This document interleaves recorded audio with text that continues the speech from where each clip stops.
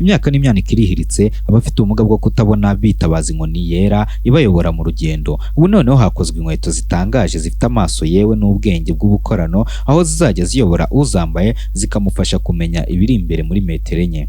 Isosiyete ya Technovation yo muri Australia niyo yakoze aka gashya, ikaba iherutse gushyira ahagaragara inkweto zifite ubwenge bw'ubukorano mu gufasha abantu bafite ubumuga bwo kutabona. Zakozwe n'umugabo uzwi nka Inomeg. Izi nkweto zikaba zirimo utuntu tumeze nk'amaso abiri areba imbere ku buryo ahari imbogamizi zihabona. Izi nkweto zifite amaso, iyo umuntu uzambaye ahuye n'undi muntu zirasona zikamubwira ko ari umuntu yaba agiye kugonga igikuta zikamuhagarika. Akarusho kandi biba byiza iyo uzambaye afite telefone ikoresha Bluetooth, kuko nazo zifite system ya Bluetooth zihuzwa na telefone, hanyuma zikajya zitanga amakuru ku mbogamizi uzambaye akumva telefone imusabye ko ahagarara cyangwa akamenya icyo ahuye nacyo.